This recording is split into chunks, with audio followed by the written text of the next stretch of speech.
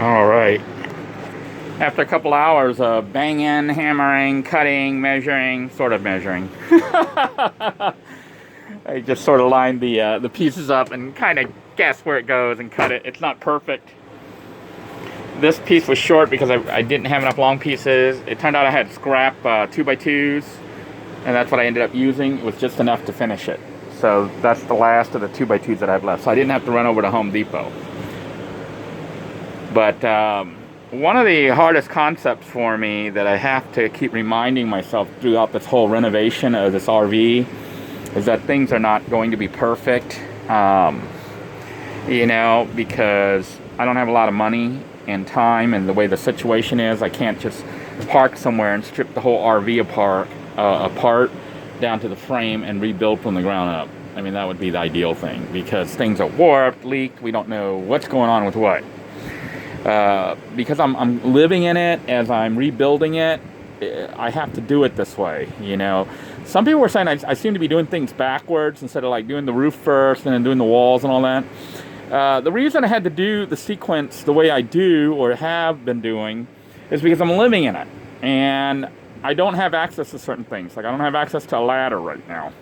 So I can't get up on the roof. Well, first off, I can't get on the roof. It'll collapse. There's no solid structure holding it up right now.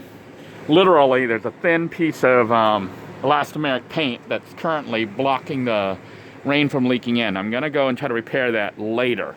I have a patch on it right now. It's like you have an emergency and you put a Band-Aid on it and a couple stitches to hold the wound. It's not fixed. It's patched. You're going to go fix it later. So I'm going to be trying to put a new roof on, or a secondary roof somehow. I'll figure something out. But right now, the roof situation with the leaks is, I think, under control. I haven't had a leak coming in yet from the roof since the elastomeric paint that was put up there. I wasn't even put it over the entire vehicle. I only put it over the section where I thought the hole was. But anyhow, you can see this wall is a lot worse than it looked. Initially, I thought it was just this little corner, but this whole strip right here was missing. And this part seems solid, so I'm not going to rip it open. It feels solid, and I don't have any more wood anyways. So it feels solid. I'm not going to rip it open. And right here, this corner was bad, and it did show that corner, but this corner was where the leak was. I guess it was leaking down the center before and dripping down, so all this was wet. Look at all this wood down here that was wet. I started to rip that up, and then I realized, you know what? I think this is a wood panel or something they have here. I don't know. Because they got to have something solid for the table braces to hold on to. So I'm still debating how to do this. I got to put the wainscot on here, and I think I may do 3 little pieces, like the side and the center. That way it's more manageable than trying to do a T-shape. I don't know if you can see what I mean by T-shape, like going across and down. Or I may do it as one piece, but then the parts where these things screw in, they have to measure exactly right and line up with, actually they don't have to measure exactly right. I'm looking at how that goes. Although the top part does have to measure exactly right. The bottom, not so. But the top does have to be exact. So I need to try to figure out how I'm going to do this. If I'm going to do it as 1 or 2 pieces, or I'm going to do it as 3 pieces. And I do still need to clean up the mess that's down there. It's just a mess. But it looks like hopefully by tomorrow I'll have this wall done. I need to pick up some more of the paneling here, as you can see, because I've run out. But the reason I didn't buy any more was because I don't want to buy and cut little pieces like this, because that'll be made from scrap. What I want to do is get big pieces and start filling up the ceiling here and closing that out. And then using what's left over for these, because it's like a little piece. So it doesn't make sense to buy a big, huge panel to cut a little piece. It makes more sense to buy big panels for the ceiling, then use the leftover scraps for the walls. I still haven't figured out what I'm going to do on this wall, because it obviously is detached. And I went outside and I couldn't really push it in. There's nothing solid. So what I'm contemplating is getting wood and actually making a new wall and blocking off this window completely, because I don't think that window's needed there. If I don't have that window there, I can hang things up on that wall, you know, like utensils and other items, because space is kind of a premium in this RV. So, because that is just really bad.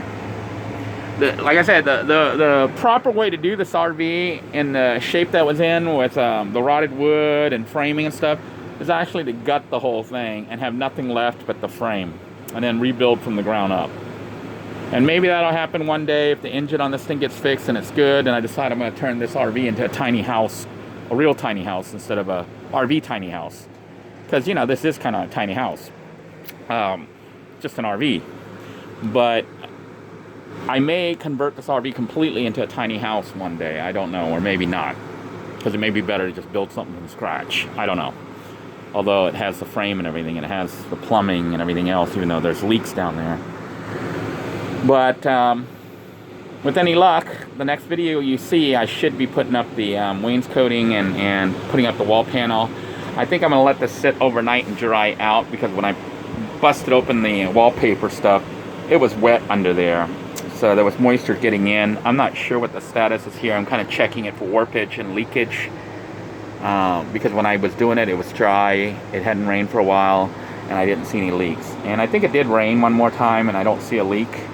And I know some of you are like, man, why are you putting on the walls when you haven't got the leak under control?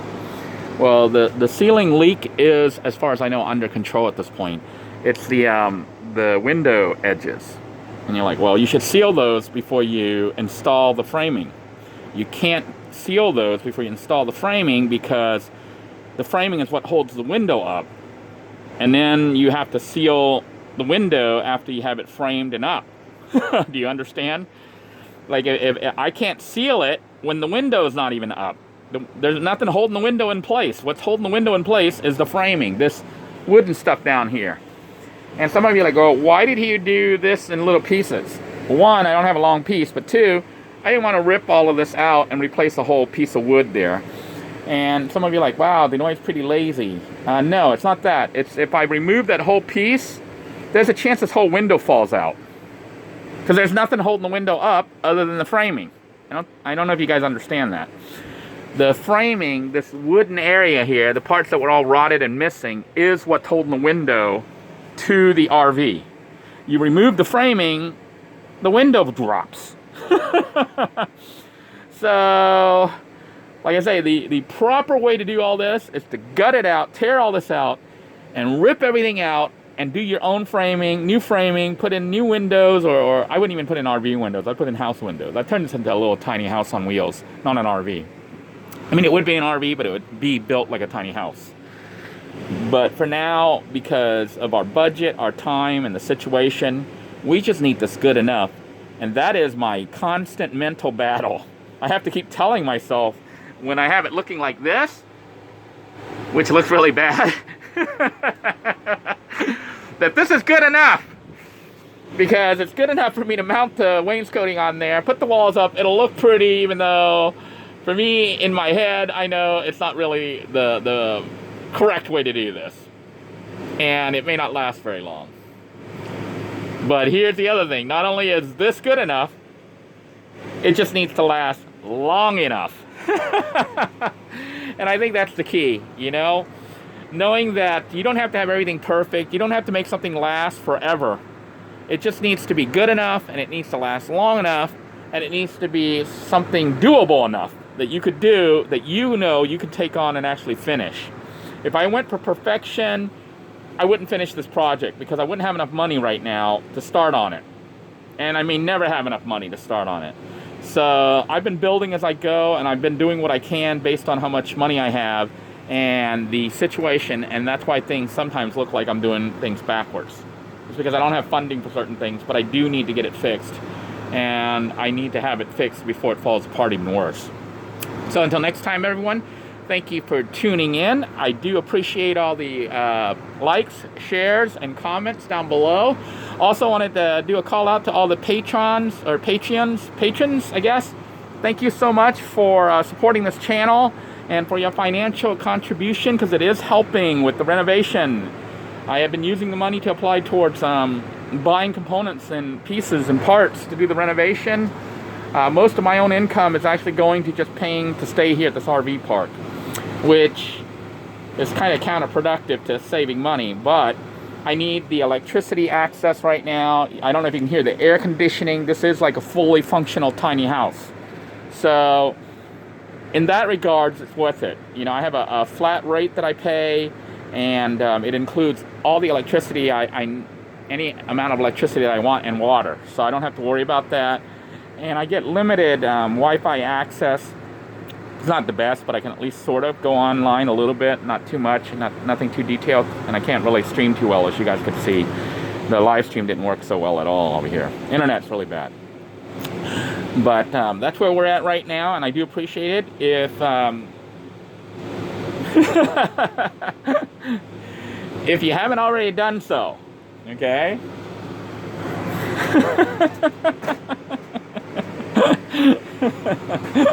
I don't even know what I'm saying anymore. My brain is fried. Anyhow, thank you all for tuning in. I am going to let you go because my brain is fried and I need to call it a night and start to clean up and get things somewhat organized. And tomorrow morning, I'll put on the wainscot. So until next time, take care, everyone. God bless you all. Please stay safe. Bye-bye now.